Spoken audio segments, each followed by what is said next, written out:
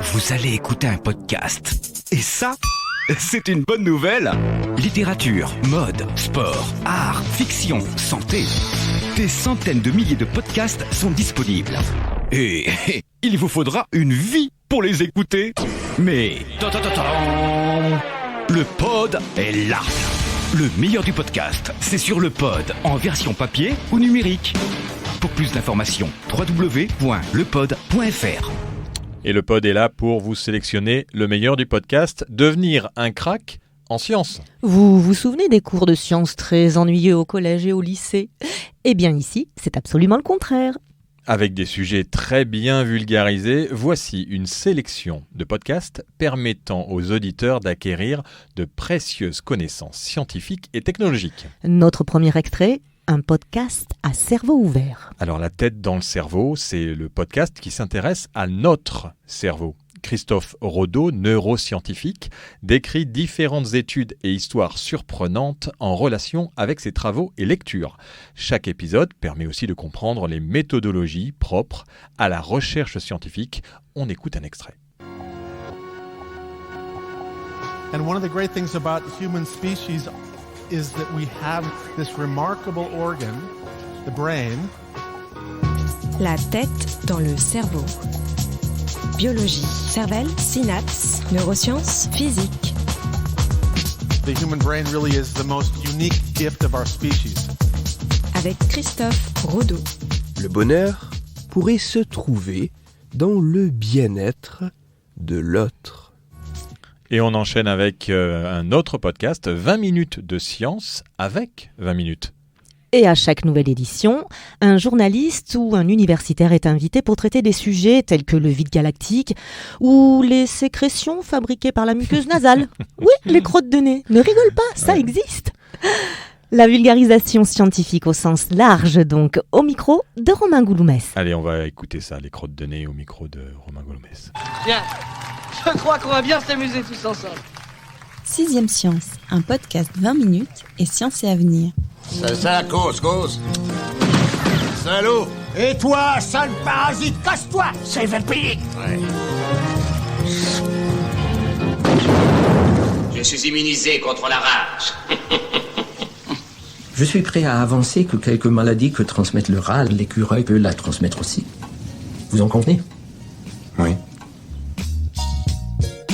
Choper la toxo, à moins d'attendre un bébé ou d'être immunodéprimé, ça n'a rien de très grave. Dans 8 cas sur 10, le minuscule parasite n'a aucun impact sur la santé de son hôte.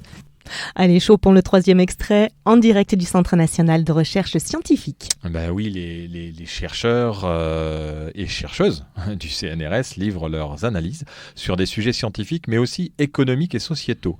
Les contenus de 2020 sont très orientés autour de la Covid-19, impact du SARS-CoV-2, sur l'élasticité du corps humain, comment le confinement accroît les inégalités sociales, etc. Un extrait. François Renaud, je suis directeur de recherche au CNRS et je travaille au sein de l'unité MIVEGEC, maladies infectieuses et vecteurs, écologie, génétique, évolution et contrôle.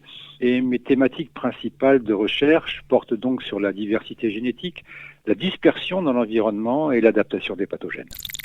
Les points communs, en fait, à l'apparition des grandes pandémies. Je veux dire, les grandes pandémies, il y en a eu beaucoup et l'histoire de l'homme est marquée par justement ces pandémies. Ce qu'on peut regarder dans un premier temps, c'est chose de très simple, c'est le néolithique, finalement la sédentarisation et tous les transferts qu'il y a eu au moment de la domestication de maladies qu'on appelle les zoonoses, et le coronavirus aujourd'hui est une zoonose, et à cette époque-là, tout ce qui est variole, diphtérie, rougeole proviennent justement de la faune que l'homme était en train de domestiquer. Donc ça veut dire que depuis la nuit des temps, si je puis dire, eh bien il y a eu des pandémies. Et le dernier extrait que nous allons vous proposer aujourd'hui, c'est Le monde de demain, raconté aujourd'hui. Aujourd'hui et demain, le journaliste Jérôme Colombin met en avant les technologies de demain, justement, les nouveaux produits qui pourraient changer le monde prochainement.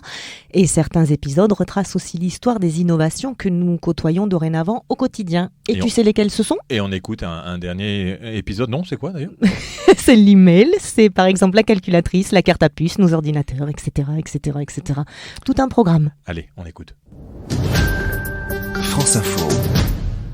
Bonjour Céline Cholez. Bonjour Jérôme. Vous êtes enseignante-chercheuse en sociologie, maître de conférences au laboratoire Pacte à Grenoble et vous lancez une grande étude sur l'usage du mobile et des applications de traçage dans la crise sanitaire.